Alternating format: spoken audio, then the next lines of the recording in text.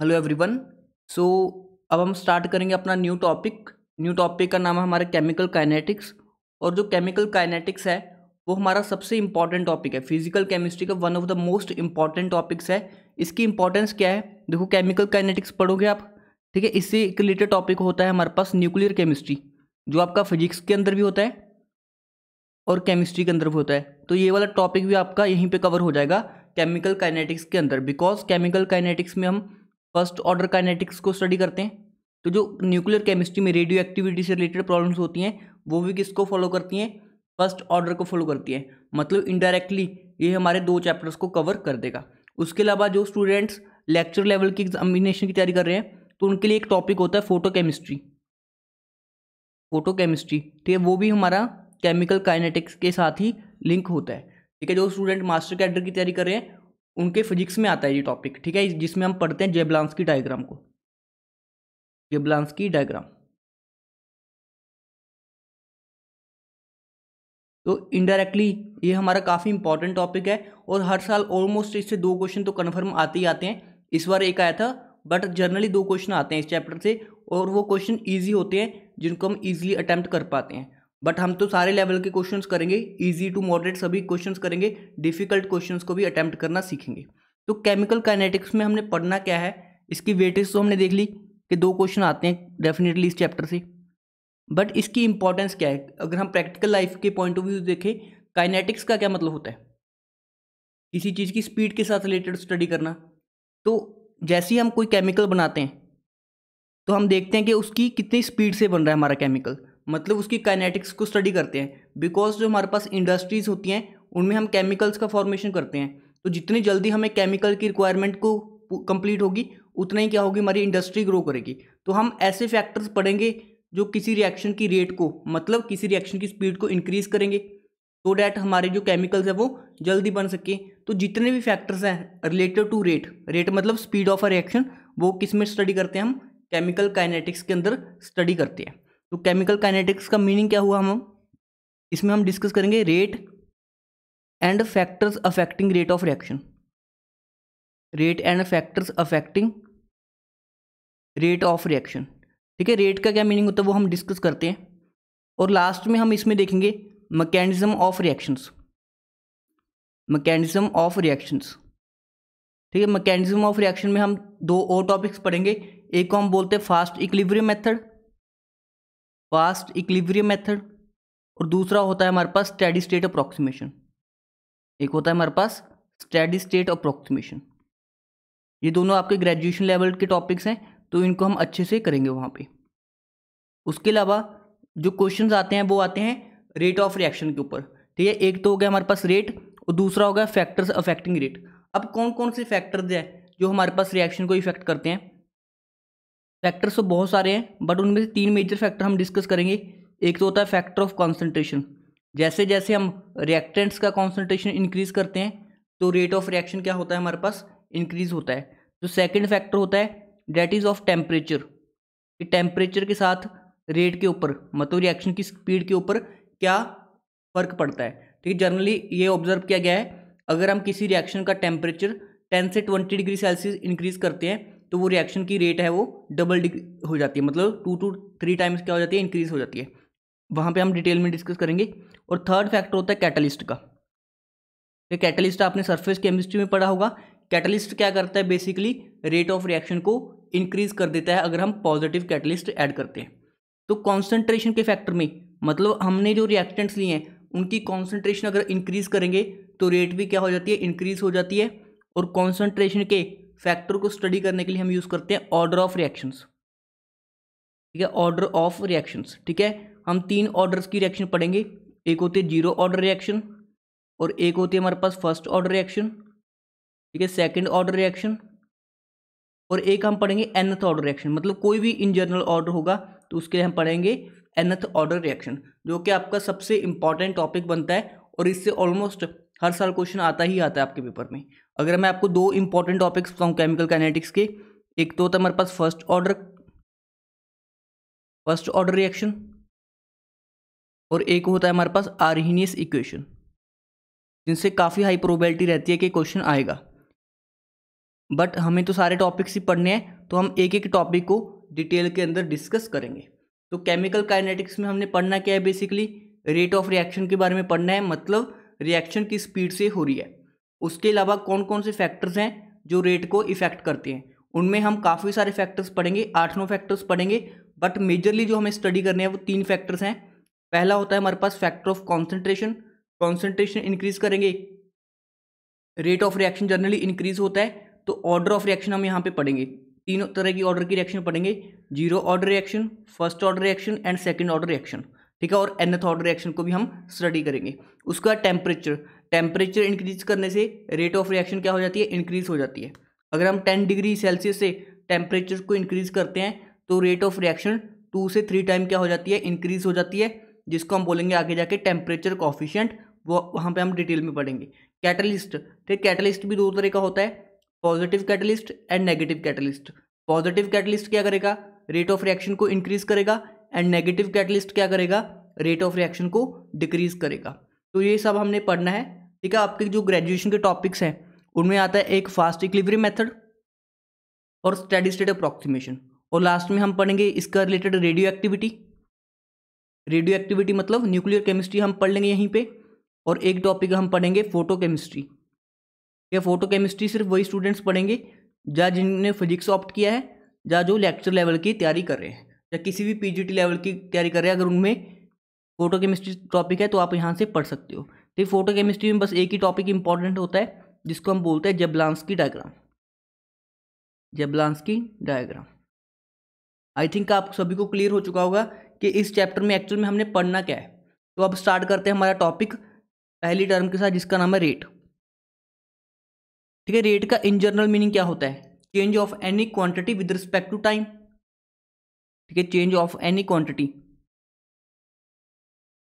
With respect to time, मतलब time के साथ किसी भी चीज़ का चेंज देखें तो उसको हम क्या बोलते हैं, रेट बोलते हैं। जैसे स्पीड क्या होता है, स्पीड हम कैसे देखते हैं, डिस्टेंस का change with respect to time, तो वो क्या हो जाती है हमारे पास, रेट हो जाती है। तो किसी भी चीज़ का चेंज अगर हम टाइम के साथ देखते हैं उसको हम बोलते हैं रेट। बट अगर हमारे पास कोई केमिकल रिएक्शन हो रही है ए से बी, ठीक है ना, at T is equal to 0, मतलब रिएक्शन अभी स्टार्ट नहीं हुई है, तो हमारे पास सिर्फ क्या होगा, प्रोडक्ट होगा, सॉरी रिएक्टेंट होगा, प्रोडक्ट का कंसंट्रेशन कितना होगा, 0 होगा। सपोज करो हमारे पास प्रोडक्ट है ए, तो बी का अमाउंट कितना होगा, 0, मतलब इनिशियली हमारे पास सिर्फ रिएक्टेंट है, प्रोडक्ट का कंसंट्रेशन कितना है, 0। आफ्टर टाइम टी, ठीक है, मतलब कुछ टाइम बाद क्या होगा, रिएक्टेंट का कुछ अमाउंट कम होगा एंड प्रोडक्ट का कुछ अमाउंट फॉर्म होगा। अगर रिएक्टेंट का अमाउंट x से कम हुआ है तो प्रोडक्ट का अमाउंट x से क्या होगा, इंक्रीज होगा। तो अब हमारे पास बेसिकली चेंजिंग क्वांटिटी क्या है, टाइम के साथ क्या हो रहा है, रिएक्टेंट की कॉन्सेंट्रेशन कम हो रही है एंड प्रोडक्ट की कंसंट्रेशन क्या हो रही है, इंक्रीज हो रही है। मतलब हमारे लिए कोई केमिकल रिएक्शन के लिए चेंजिंग क्वांटिटी क्या होती है, हमारे पास उसकी कॉन्सेंट्रेशन होती है। अगर हम ग्राफ ड्रा करें कि बिटवीन कॉन्सेंट्रेशन एंड टाइम, तो इनिशियली रिएक्टेंट की अमाउंट तो कुछ थी, ठीक है, प्रोडक्ट की अमाउंट 0 थी, तो टाइम के साथ रिएक्टेंट की अमाउंट डिक्रीज होगी, प्रोडक्ट की अमाउंट क्या होगी, इंक्रीज होगी। तो ये वाला ग्राफ किसके लिए होगा, प्रोडक्ट के लिए, प्रोडक्ट की कॉन्सेंट्रेशन इंक्रीज हो रही है, और ये वाला ग्राफ होगा रिएक्टेंट के लिए, रिएक्टेंट की अमाउंट क्या हो रही है, कम हो रही है विद रिस्पेक्ट टू टाइम। तो रेट का क्या मीनिंग हो गया हमारे लिए, change in concentration, change in concentration, ठीक है, रिएक्टेंट का भी चेंज हो सकता है या प्रोडक्ट का change with respect to time, इसी को हम क्या बोलते हैं, रेट बोलते हैं। मतलब जितना जल्दी चेंज होगा, जितना जल्दी रिएक्टेंट से प्रोडक्ट बनेगा, उतनी क्या होगी, हमारी रिएक्शन फास्ट होगी। तो रेट का मतलब हम स्पीड भी बोल सकते हैं या वेलोसिटी ऑफ रिएक्शन। तो जितनी फास्ट रिएक्शन होगी हमारे पास, उतना क्या होगा, उसका हाई रेट होगा। अब देखो अगर इसकी यूनिट की बात करें, यूनिट ऑफ रेट, ऊपर क्या है, change in concentration over change in time, कितना टाइम लगा, मतलब ए से बी बनने में कितना टाइम लगा। ऊपर हम लेंगे चेंज इन कॉन्सेंट्रेशन, नीचे लेंगे चेंज इन टाइम। अब कॉन्सेंट्रेशन की यूनिट क्या होती है, मोल पर लीटर, मोलैरिटी है बेसिकली कॉन्सेंट्रेशन, मोल पर लीटर हो जाएगा। और टाइम की यूनिट क्या होती है, टाइम ले लेते हैं, तो टाइम कुछ भी हो सकता है, सेकंड्स में भी ले सकते हैं, मिनट्स में भी ले सकते हैं, आवर्स में भी ले सकते हैं। तो रेट की यूनिट क्या बन जाएगी हमारे पास, मोल पर लीटर पर टाइम। अब टाइम क्वेश्चन के अकॉर्डिंग है कि किस में दिया है। अगर सेकंड्स में दिया है तो हम सेकंड इनवर्स लिख देंगे, मिनट्स में दिया है मिनट इनवर्स लिख देंगे, आवर्स में दिया है तो आवर्स इनवर्स लिख देंगे। तो आपको याद रखना है यूनिट ऑफ रेट क्या होती है हमारे पास, मोल पर लीटर पर टाइम। रेट का मीनिंग क्या होता है, change in concentration per unit time. अब देखो रेट के बेसिस के ऊपर हम तीन तरह की हमारे पास रिएक्शंस को पढ़ते हैं on the basis of rate, कि कितना टाइम लग रहा है। Reactions are of three types. ठीक, तीन टाइप्स की कौन कौन सी रिएक्शन होती हैं। एक होती है हमारे पास वेरी फास्ट रिएक्शंस, एक होती है हमारे पास वेरी स्लो रिएक्शंस, और एक होती है हमारे पास मॉडरेट रिएक्शंस। ठीक है, वेरी फास्ट रिएक्शन का क्या मतलब है कि वो with in fraction of seconds हो जाती हैं। ठीक है ना, क्या होती हैं, with in fraction of seconds हो जाती हैं। अगर इनका टाइम बताऊं मैं आपको, जो रिएक्शन 10⁻⁻14 सेकंड से लेके 10⁻⁻16 सेकंड के बीच में हो जाए, मतलब वेरी लेस टाइम, जो फ्रैक्शन ऑफ सेकंड्स में हो जाती हैं उनको हम क्या बोलते हैं, वेरी फास्ट रिएक्शन। और इनकी रिएक्शन कौन सी होती हैं, आयनिक रिएक्शंस होती हैं बेसिकली। आयनिक रिएक्शंस क्या होती हैं, वेरी फास्ट होती हैं, बिकॉज ये with in fraction of seconds क्या हो जाती हैं, कंप्लीट हो जाती हैं। अगर इसका एग्जांपल बताऊं, हमने NaCl लिया, ठीक है, उसके AgNO3 के अंदर NaCl मिलाया, तो उससे क्या बनता है हमारे पास, आयन एक्सचेंज रिएक्शन हो जाती है। जो देखो इसमें Na पॉजिटिव है, Cl नेगेटिव है, यहाँ पे Ag पॉजिटिव है एंड NO3 क्या है, नेगेटिव है। तो Na पॉजिटिव किसके साथ लग जाएगा, NaNO3 के साथ, और Ag पॉजिटिव Cl के साथ। इसको हम बोलते हैं डबल डिस्प्लेसमेंट रिएक्शन। और इससे क्या होगा हमारे पास, एक तो बन जाएगा AgCl प्लस NaNO3। अब AgCl के हमें क्या मिल जाते हैं, PPT मिल जाते हैं। अगर आपको पता हो AgCl के वाइट कलर के PPT होते हैं। तो मतलब हुआ क्या इस रिएक्शन में, जैसे ही हमने AgNO3 के सोल्यूशन में NaCl डाला, एकदम से हमें वाइट PPT मिल गया, मतलब रिएक्शन हमारा कंप्लीट हो गया। तो इस रिएक्शन में हमें टाइम नोट करने का टाइम ही नहीं मिला, मतलब इतनी फास्ट रिएक्शन होगी कि हम टाइम ही नोट कर पाएंगे। अगर टाइम नहीं नोट कर पाएंगे तो क्या रेट मेजर कर पाएंगे, नहीं कर पाएंगे। It means very fast reactions के केस में हम रेट को मेजर नहीं करते। ठीक है, very slow reaction like rusting of iron. ठीक है, रस्टिंग ऑफ आयरन कितना टाइम लेती है, ठीक है, सालों साल तो लग ही जाते हैं। अगर अच्छी क्वालिटी का आयरन है तो उसको रस्ट होने में 1-2 साल तो लग ही जाते हैं। तो उस टाइम तक हम वेट तो करेंगे इन टाइम नोट करने का। तो वेरी स्लो रिएक्शंस के केस में भी हम रेट को स्टडी नहीं करते। ठीक है, तो इन दोनों केस में हम रेट को स्टडी नहीं करते। मॉडरेट रिएक्शंस क्या होती हैं, which take sufficient time, which take sufficient time for its completion. मतलब एक फिक्स टाइम लेंगे, 5 मिनट, 10 मिनट, 1 घंटा, 2 घंटे, जिसको हम प्रैक्टिकली नोट कर पाएंगे। तो उस केस में क्या होगा हमारे पास, इसकी जो एग्जांपल है ये होती है मॉडरेट रिएक्शंस। मॉडरेट रिएक्शन जो इनको हम बोलते हैं मॉलिक्यूलर रिएक्शंस। जैसे जो रिएक्शन हम लैब के अंदर करवाते हैं वो बेसिकली क्या होती है हमारे पास, मॉलिक्यूलर रिएक्शंस होती हैं, सो डैट हम उनके अंदर क्या कर पाएँ, टाइम को नोट कर पाएँ। Molecular reactions. तो मॉलिक्यूलर रिएक्शंस का क्या मतलब है, जैसे N2 + 3H2 गिव्स 2NH3। ठीक है, ये अमोनिया के फॉर्मेशन की रिएक्शन है। तो मॉलिक्यूलर रिएक्शंस में क्या होता है, bond breaking and bond formation का टाइम होता है। जैसे N ट्रिपल बॉन्ड N होता है, इनके बीच का बॉन्ड ब्रेक होगा।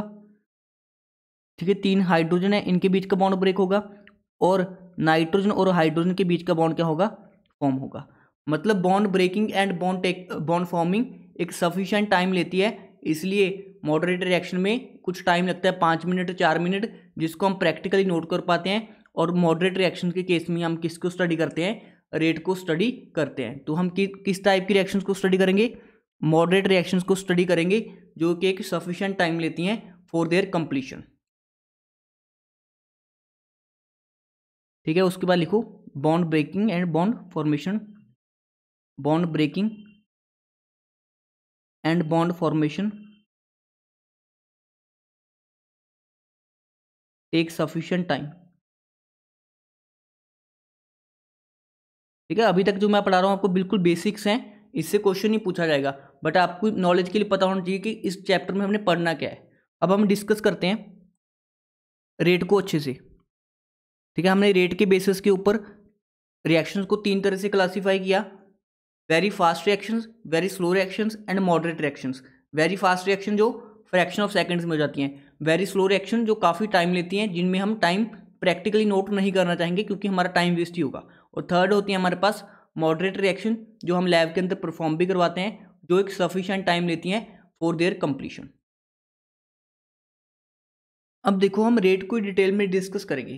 सपोज मेरे पास कोई केमिकल रिएक्शन है ए से बी, ये मतलब रिएक्टेंट से प्रोडक्ट बन रहा है at T is equal to 0, मतलब जब रिएक्शन स्टार्ट नहीं हुई रिएक्टेंट का कुछ कंसंट्रेशन होगा, सपोज करो ए नोट, इसका 0, at T is equal to T, मतलब कुछ टाइम बाद इसका कॉन्सेंट्रेशन कम हो जाएगा और इसका कंसंट्रेशन कुछ बढ़ जाएगा, जिससे कम हुआ उसी फैक्टर से क्या हो जाएगा, इंक्रीज हो जाएगा। अब देखो अगर मुझे निकालना है रेट ऑफ ए, ठीक है, रेट ऑफ ए।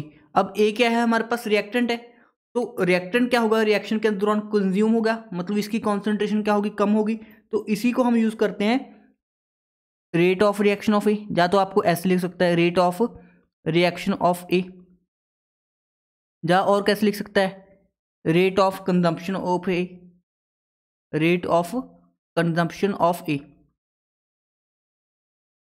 मतलब ए क्या हो रहा है, कंज्यूम हो रहा है। या हम लिख सकते हैं rate of disappearance of A, rate of disappearance of A, मतलब अगर ए की कंसंट्रेशन कम हो रही है तो उसके लिए ए के रेट को डिफाइन करने के लिए हम कौन कौन सी वर्ड यूज कर सकते हैं, या तो हम लिख देंगे रेट ऑफ ए, या rate of reaction of A, या लिख देंगे rate of consumption of A, या लिख देंगे rate of disappearance of A. ठीक है, ये सब वर्ड यूज कर सकते हैं हम ए के लिए, क्योंकि ए क्या है, रिएक्टेंट है। तो किसके इक्वल हो जाएगा ये, change in concentration of A, change in concentration of A over time taken, time taken या चेंज इन टाइम लिख सकते हैं हम। ठीक है, अब चेंज इन कॉन्सेंट्रेशन किसके इक्वल होता है, final concentration minus initial concentration. ठीक है, फाइनल कॉन्सेंट्रेशन क्या है, ए नॉट माइनस एक्स है, यहाँ पे ये वाली फाइनल कॉन्सेंट्रेशन होगी, और इनिशियल कॉन्सेंट्रेशन क्या है, ए नॉट है, divide by time taken, final time कितना है टी, और इनिशियल टाइम कितना था 0, मतलब रिएक्शन स्टार्ट नहीं हुई थी।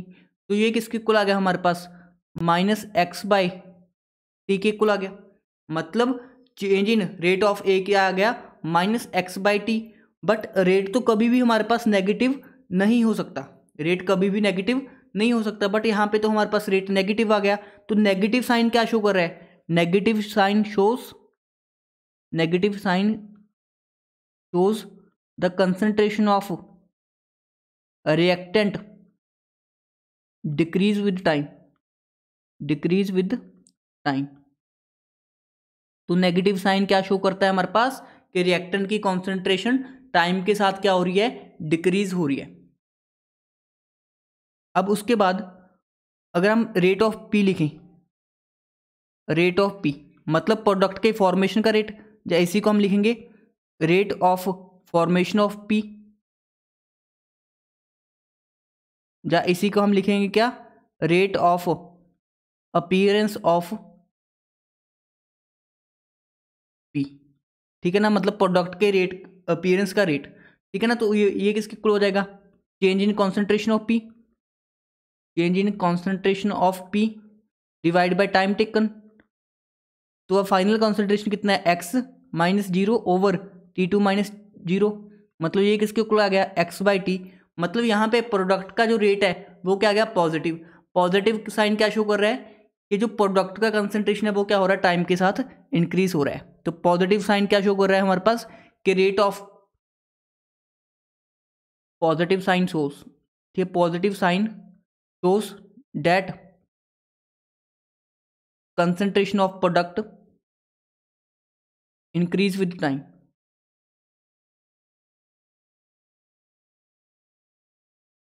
तो हमारे पास जो रेट है कभी भी नेगेटिव नहीं हो सकता, तो नेगेटिव साइन क्या शो करता था कि रिएक्टेंट का कॉन्सेंट्रेशन टाइम के साथ डिक्रीज करता है। तो बेसिकली हमारे पास कोई रिएक्शन थी ए से P product at is equal to 0, इसका कंसेंट्रेशन था एक्स या ए नोट मान लो, इसका था 0, आफ्टर टाइम टी, ठीक है, एक्स मोल से ए का कॉन्सेंट्रेशन कम हो गया तो इसका एक्स इंक्रीज हो गया। तो हमने निकाला, या तो हम इसको इस तरह से शो करते हैं, रेट ऑफ चेंज ऑफ ए, जहाँ हम बोल सकते हैं rate of consumption of A, मतलब डी बाई डी टी क्या शो करता है, चेंज को शो करता है विद रिस्पेक्ट टू टाइम, ठीक है। जहाँ कभी कभी हम इसको ऐसे रिप्रेजेंट करते हैं, del A by del T, ठीक है। अब डेल और डी में क्या डिफरेंस होता है, अगर हमारे पास स्मॉल चेंज है तो हम डी यूज़ कर लेते हैं, अगर लार्ज चेंज होता है तो हम उसकी जगह पे डेल्टा यूज़ कर लेते हैं। तो डेल्टा किसके लिए यूज़ करते हैं हमारे पास, लार्ज चेंज के लिए, और डी किसके लिए यूज़ करते हैं हम, स्मॉल चेंज के लिए, ठीक है। अब देखो minus D change in rate of A किसके इक्वल था, फाइनल कॉन्सेंट्रेशन, मतलब A not minus X minus A not divide by D T कितना था, T two minus T one, मतलब कितना आ जाएगा, minus X over T minus zero, मतलब माइनस एक्स ओवर टी आ गया था। और माइनस क्या साइन शो कर रहा था कि रिएक्टेंट का कॉन्सेंट्रेशन टाइम के साथ कम हो रहा है, और प्रोडक्ट का, ठीक है, ये तो हमारे पास रिएक्टेंट के, अगर प्रोडक्ट का लिखना होता है वो कैसे लिखते हैं हम, plus D B by D T, या यहाँ पे मैंने पी लिया है तो D P by D T लिख लेंगे, तो वो किसके इक्वल आ जाएगा हमारे पास, ठीक है, x minus zero over T minus zero, मतलब एक्स बाई टी। तो जो प्रोडक्ट का था वो पॉजिटिव आ गया। ये सिंपली हमें मीनिंग पता होना चाहिए थे। डी बाई डी टी का क्या मतलब होता है, small change in concentration with respect to time. Delta का क्या मतलब होता है, large change in concentration with respect to time. अब इनका यूज़ क्या है वो हम सब डिस्कस करेंगे। तो आपको एक पॉइंट नोट कर लेना है कि rate can not be negative, rate कभी भी नेगेटिव नहीं हो सकता।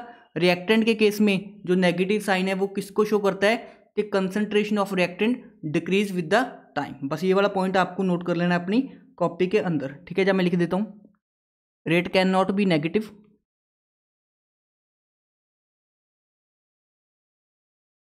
And negative sign shows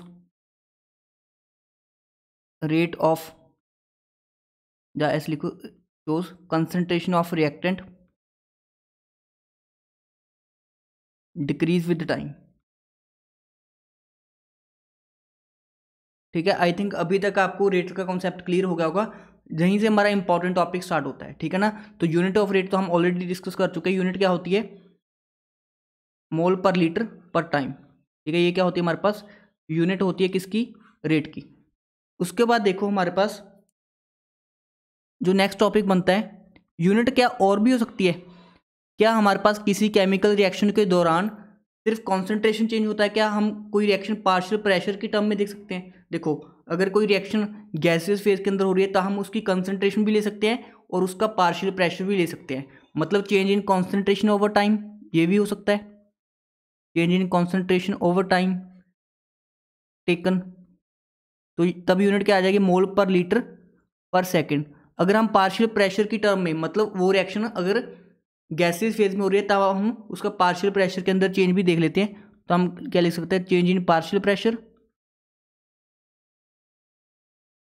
over time, ठीक है। तो यूनिट क्या बन जाएगी, एटमॉस्फेयर पर टाइम, एटीएम पर टाइम। तो आपसे पूछ सकता है डायरेक्टली कि इनमें से कौन सी रेट की यूनिट नहीं है, तो अगर आपको एटमॉस्फेयर पर टाइम लिख मिल जाए तो वो भी टाइम की क्या होती, रेट की एक यूनिट होती है। अब देखो अभी तक हमने कोई इन जनरल रिएक्शन माना था ए से पी, मैंने कोई भी स्टोइकोमेट्रिक कोएफिशिएंट नहीं लगाया था। सपोज करो मेरे पास अब रिएक्शन है 2A से गिव्स 3P, ठीक है, मतलब रिएक्टेंट के जो कोएफिशिएंट है वो 2 है और प्रोडक्ट का कोएफिशिएंट है 3। अगर आपसे अब भी पूछ ले रेट ऑफ ए, ठीक है, रेट ऑफ ए, या आपसे पूछ ले rate of consumption of A, या रेट ऑफ डिसअपीयरेंस ऑफ ए, कुछ भी पूछ ले, तो जब एक स्पेसिफिक का पूछ ले, मतलब ए का पूछ लिया, तो उसके लिए हमें स्टोइकोमेट्रिक कोएफिशिएंट की कोई भी रिक्वायरमेंट नहीं होती। तो इसका क्या मीनिंग हो जाएगा, simply minus D A by D T. मतलब जब आपके पास किसी स्पेसिफिक का रेट पूछ ले तो उसके लिए कोएफिशिएंट की रिक्वायरमेंट नहीं होती। अगर आपसे पूछ ले रेट ऑफ बी, या आपसे पूछ ले rate of appearance of B, rate of production of B, rate of appearance, कुछ भी पूछ सकता है, तो उसका सिंपल सा मीनिंग होगा plus D P by D T. मतलब जब आपसे रेट ऑफ पर्टिकुलर सब्सटेंस पूछ ले तो आपको स्टोइकोमेट्रिक कोएफिशिएंट की कोई रिक्वायरमेंट नहीं होती, ठीक है। तो यहाँ पे लिख लो rate of a particular substance, rate of particular substance does not required any stoichiometric coefficient. ठीक है, बहुत इंपॉर्टेंट पॉइंट है और यहां से क्वेश्चन आ भी चुका है। बट अगर हम बात करें रेट ऑफ रिएक्शन की, अगर आपको रेट ऑफ रिएक्शन पूछ लिया तो आपको कोएफिशिएंट्स की रिक्वायरमेंट होती है। तो अभी हम वही टॉपिक डिस्कस करने जा रहे हैं, relation between rate of reaction of different species.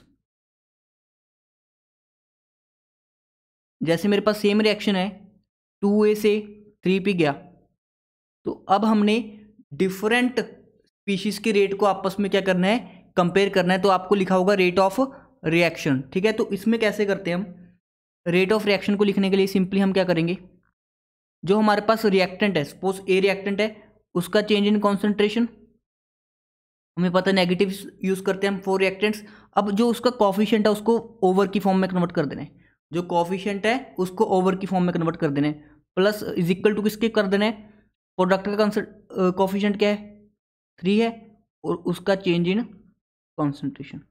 ठीक है ना, कई स्टूडेंट्स को नहीं क्लियर होगा, मैं इन जनरल एक्सप्रेशन बताता हूँ। सपोज हमारे पास कोई रिएक्शन है, ए उसका coefficient A plus B gives C plus D.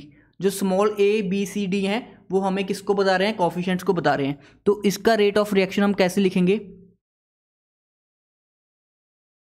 Minus, ठीक है, जो कॉफिशिएंट है वो आगे आ जाएगा D A by D T.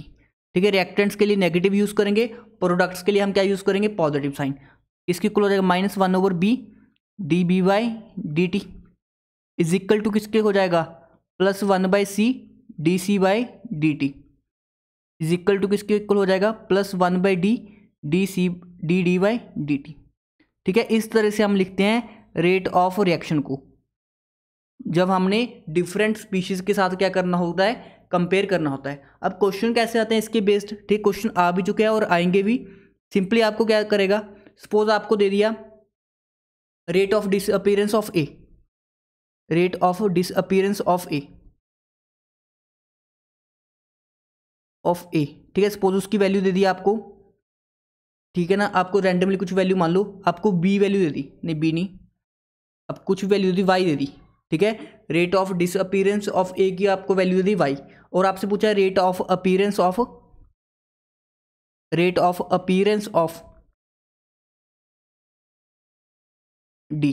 ठीक है ना, तो मतलब आपको गिवन क्या है, वाई की क्या दिया है, rate of disappearance of A, मतलब आपको दिया है -DA/dt, और आपसे पूछा क्या है, rate of appearance of D, मतलब आपसे पूछा है dd/dt। ठीक है ना, ये पूछा है। तो आप हम क्या करेंगे, इन दोनों को आपस में क्या कर देंगे, कंपेयर कर देंगे। जब इन दोनों को हम कंपेयर करेंगे तो क्या आएगा, -1/a DA/dt is equal to +1/d dd/dt। तो हमने निकालना क्या है, dd/dt, इसकी इक्वल आएगा d/a इंटू -DA/dt। तो ये किसके इक्वल आ जाएगा, d/a, -DA/dt की वैल्यू हमें कितनी दी है, y दी है, तो इंटू क्या कर देंगे y, तो ये क्या हो जाएगा, हमारा करेक्ट आंसर हो जाएगा। ठीक है ना, ये तो मैंने इन जनरल एक्सप्रेशन से करवाया। अब क्वेश्चन के थ्रू आपको बताता हूँ कि कैसे क्वेश्चन आपसे पूछे जा सकते हैं। अब जैसे 3 क्वेश्चन दिया है, इनके लिए आपको रेट ऑफ रिएक्शन का एक्सप्रेशन लिखना है। तो रेट ऑफ रिएक्शन किसके इक्वल हो जाएगा, ठीक है, मैं लिखना स्टार्ट करता हूँ। आप तीनों रिएक्शन के लिए वीडियो को पॉज करके अपनी कॉपी के अंदर लिखो। ठीक है, तो बाद में मेरे साथ मैच कर लेना कि आपका सही आया या नहीं आया।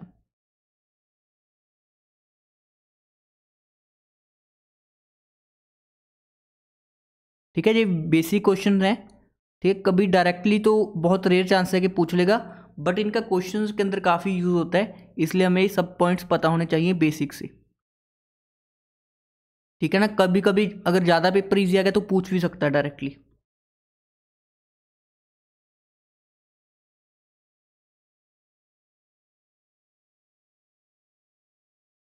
ठीक है, आई थिंक पहले 2 तो सबके सही होंगे। ठीक है, थर्ड वाला क्या है, इसका कॉफिशिएंट 1/2 है। अब जो 1/2 है, जब हम इसको अपॉन करेंगे तो ऑपोजिट हो जाएगा, तो इसका एक्सप्रेशन क्या आएगा, ठीक है, ये वाला एक्सप्रेशन आ जाएगा।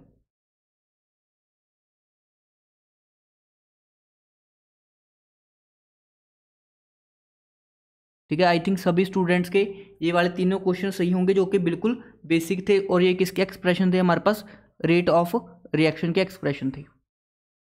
अब इनके बेस्ड कैसे क्वेश्चन आ सकते हैं और पूछे गए हैं किसी प्रीवियस ईयर के अंदर, वो मैं आपको करवाता हूँ। तो अब हम ये वाला क्वेश्चन डिस्कस करेंगे। अगर आपने ये वाला क्वेश्चन कर दिया तो इट मीन्स आपको सारे कॉन्सेप्ट्स क्लियर हैं कि रेट ऑफ पर्टिकुलर सब्सटेंस कब यूज़ करते हैं, रेट ऑफ रिएक्शन का कॉन्सेप्ट कब यूज़ करते हैं। देखो हमारे पास कोई रिएक्शन दिया है 2A + 3B गिव्स 5C। अगर आपको दिया है इनिशियल कंसंट्रेशन ऑफ A, मतलब A0 की वैल्यू आपको 10 मोलर दिया है, विच चेंजेस टू 5 मोलर, मतलब पहले 10 मोलर थी, उसके बाद कंसंट्रेशन चेंज हो गई, कितनी होगी 5 मोलर, कितने टाइम में 10 सेकेंड्स के अंदर। पहला पार्ट दिया आपसे calculate rate of reaction of A, मतलब ए का रिएक्शन रेट ऑफ रिएक्शन पूछ लिया, मतलब किसी पर्टिकुलर सब्सटेंस का पूछ लिया, तो उसके लिए हमें स्टोइकोमेट्रिक कोएफिशिएंट की रिक्वायरमेंट नहीं होगी। ठीक है। सेकंड पूछा आपसे रेट ऑफ रिएक्शन। जब भी आपसे रेट ऑफ रिएक्शन पूछ लिया जाए तब हमने स्टोइकोमेट्रिक कोएफिशिएंट को क्या करना है, यूज करना है। और थर्ड आपसे पूछा है value of change in concentration of V with respect to time and plus dC/dt। ये तीन पार्ट्स हैं, तीनों पार्ट से आपके सारे कॉन्सेप्ट्स क्लियर हो जाएंगे। जैसे देखो पहला पार्ट है हमारे पास रेट ऑफ ए, ठीक है। रेट ऑफ रिएक्शन ऑफ ए का क्या मतलब है, -dC/dt, सॉरी -dA/dt, मतलब ए की रेट में change with respect to time. इसके लिए कोई भी स्टोइकोमेट्रिक कोएफिशिएंट की रिक्वायरमेंट नहीं होती। अब ये किसके इक्वल हो जाएगा, change in concentration, final concentration कितना है 5 है, इनिशियल कितना है हमारे पास 10 है, तो ये किसके इक्वल आ जाएगा माइनस, ठीक है ना। फाइनल 5 है, इनिशियल 10 है, कितना टाइम लिया 10 सेकेंड्स लिया है, तो ये किसके इक्वल आ जाएगा हमारे पास, ये आ जाएगा हमारे पास माइनस,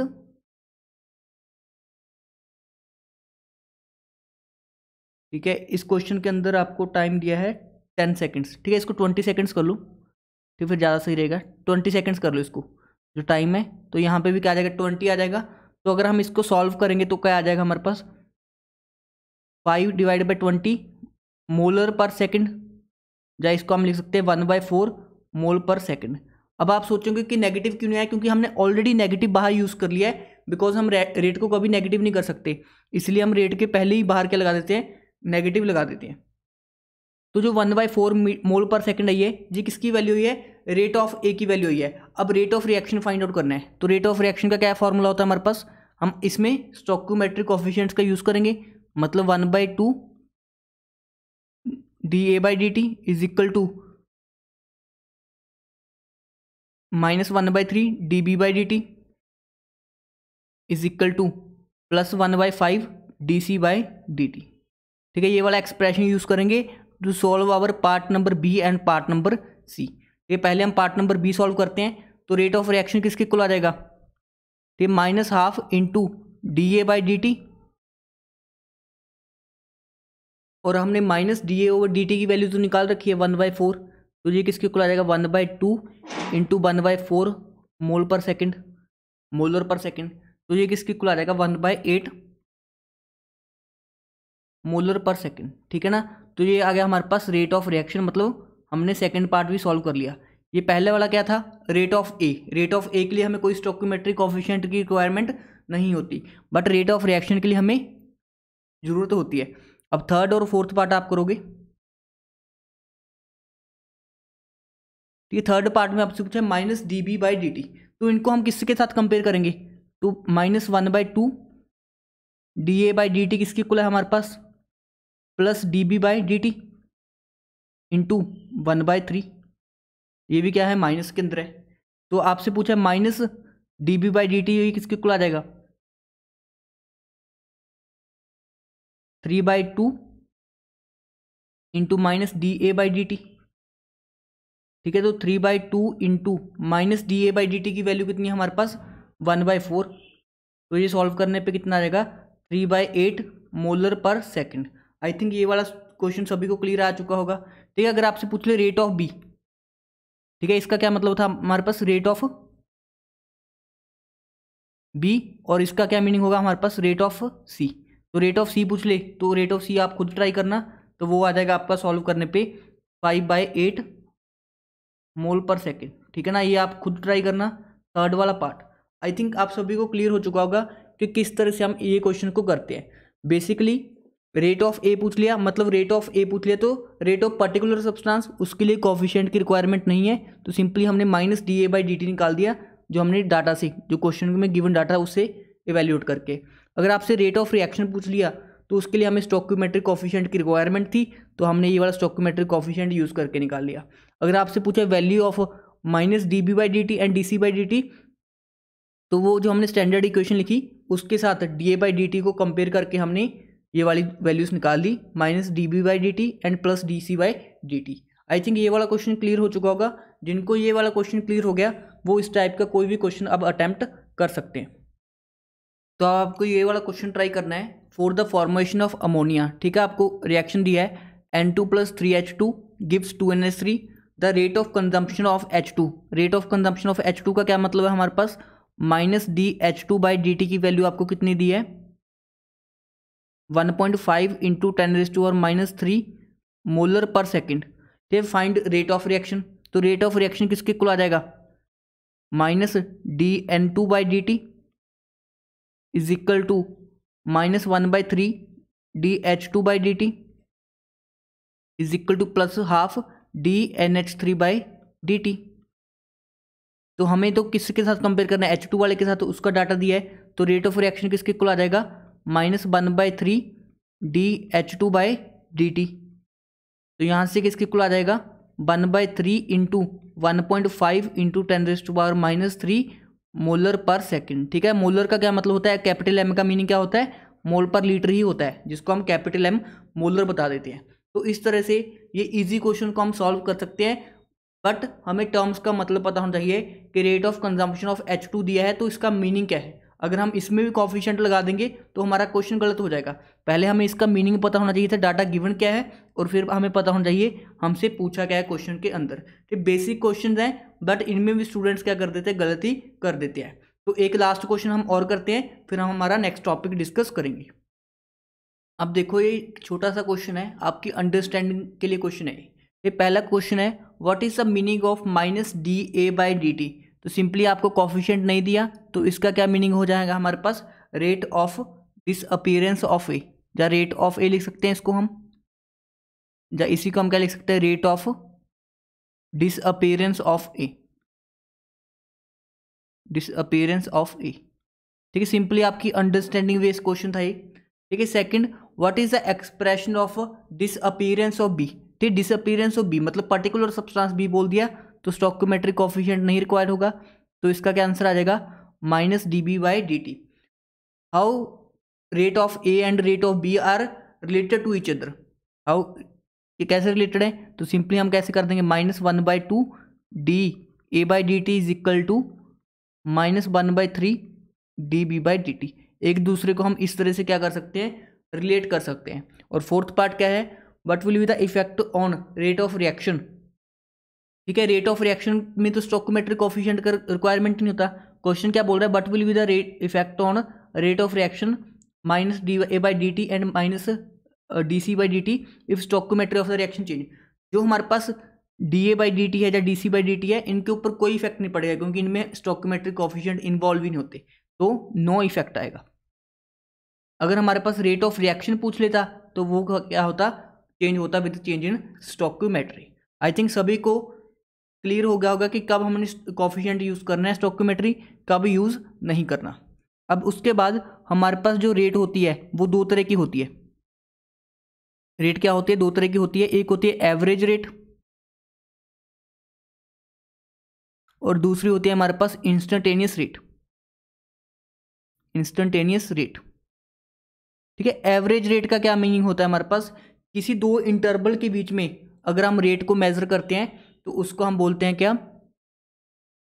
एवरेज रेट। सपोज करो हमारे पास पहले कंसंट्रेशन था टाइम t1 पे, कंसंट्रेशन था c1, अब टाइम t2 पे कितना हो जाएगा, कुछ टाइम बाद कितना हो जाएगा, c2 हो जाएगा।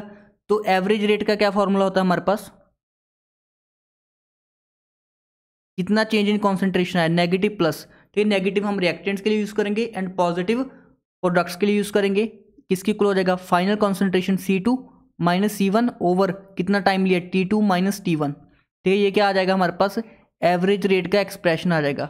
सिंपल सी बात है, अगर हमने दो इंटरवल्स के बीच में एवरेज रेट को निकालना है तो final concentration minus initial concentration over final time minus initial time, ठीक है। इससे हम क्या कर लेते हैं, एवरेज रेट को फाइंड आउट कर लेते हैं। एवरेज रेट का क्या मीनिंग हुआ, दो पर्टिकुलर टाइम्स के बीच की रेट को, ठीक है, पूछ रहा है। इंस्टेंटेनियस रेट का क्या मतलब हुआ, rate at a particular instant, मतलब किसी खास समय पे, ठीक है, कोई खास पॉइंट पे आपको बोल दिया 10 सेकंड्स पे क्या रेट थी, अगर किसी खास पॉइंट के ऊपर आपसे रेट पूछ ले तो उसको हम बोलते हैं क्या, इंस्टेंटेनियस रेट।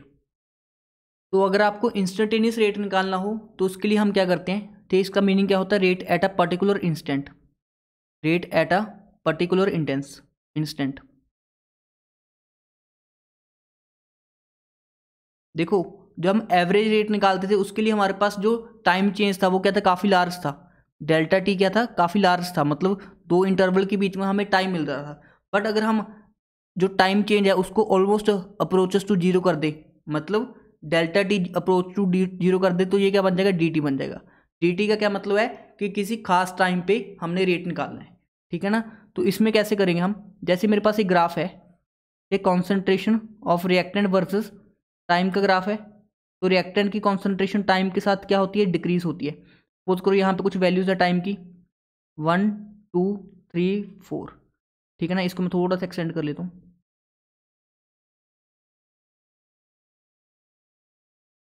ठीक है ना। और इधर क्या है, हमारे पास कॉन्सेंट्रेशन है, ठीक है। सपोज करो यहाँ पे 10 मोलर है, 20 molar, 30 molar, 40 molar and 50 molar. आपसे पूछ लिया और ये टाइम आपको दिया मिनट्स के अंदर, ठीक है। रेट एट 2 मिनट्स, ठीक है, 2 मिनट्स पे कितना रेट होगा, तो हम कैसे निकालेंगे। अब 2 मिनट्स देखो यहाँ पे है, तो यहाँ पे क्या करेंगे, हम टेंजेंट ड्रॉ करेंगे, ठीक है, टेंजेंट ड्रॉ करेंगे। यहाँ पे टाइम को कट गया और यहाँ पे कंसंट्रेशन को कट गया, ठीक है। टाइम पे कहाँ पे कटा, 4 मिनट के ऊपर, और कॉन्सेंट्रेशन में कहाँ पे कटा है टेंजेंट, ठीक है, 40 मोलर के ऊपर। तो इसका रेट क्या आ जाएगा, इंस्टेंटेनियस रेट क्या आ जाएगा, D C by D T. मतलब बेसिकली आप लोग को अगर पता हो डिफरेंशिएशन का मीनिंग ही क्या होता है, डिफरेंशिएशन से हम स्लोप निकालते हैं। अगर जिन्होंने मैथमेटिक्स डिटेल में पढ़ा उनको पता है कि डिफरेंशिएशन का बेसिक मीनिंग क्या होता है, स्लोप ही होता है। मतलब D C by D T, तो वो tan थीटा के इक्वल होता है, मतलब स्लोप होता है। तो वो किसके इक्वल आ जाएगा, 40/4 के इक्वल आ जाएगा। और ये मोल पर मिनट के अंदर क्या आ जाएगी, हमारी रेट आ जाएगी। तो बेसिकली इंस्टेंटेनियस रेट को हम कैसे निकालते हैं कि हम टेंजेंट ड्रॉ कर देते हैं। जिस समय पे हमें पूछा गया कि इंस्टेंटेनियस रेट क्या है, वहाँ पे हम क्या करेंगे, टेंजेंट ड्रॉ करेंगे, और टेंजेंट से यहाँ पे जो वैल्यूज मिलेंगी उसके अकॉर्डिंग हम क्या कर लेंगे, इंस्टेंटेनियस रेट को फाइंड आउट कर लेंगे, ठीक है। ज़्यादा जरूरत नहीं है, ठीक है, जस्ट आपकी नॉलेज के लिए बता रहा हूँ। तो इंस्टेंटेनियस रेट का क्या मीनिंग हो गया, D C by D T. मतलब एक तरह से क्या होगी, हमारे पास डिफ्रेंशिएशन होगी। अगर अच्छा क्वेश्चन बनाना होगा तो कैसा आएगा वो मैं आपको करवाता हूँ। अब देखो जब जैसे हमने ये वाला क्वेश्चन अटेम्प्ट करना है, कंसंट्रेशन ऑफ रिएक्टेंट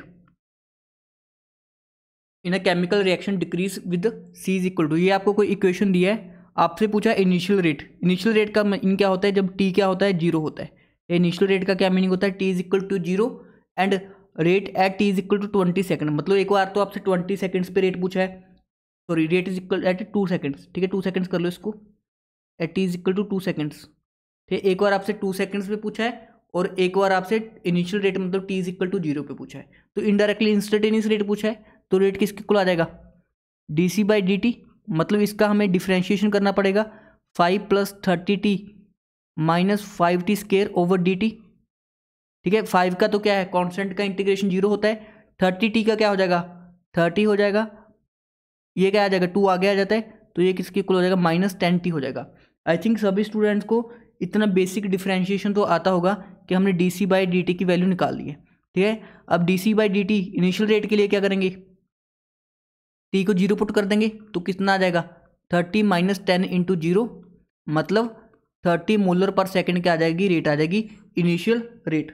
अगर हम बात करें rate at T is equal to 2 second, वो कितना आ जाएगा, D C by D T at T is equal to 2 second, तो वो किसके इक्वल आ जाएगा, 30 - 10 × 2, मतलब क्या आ जाएगा, 10 मोलर पर सेकंड आ जाएगा।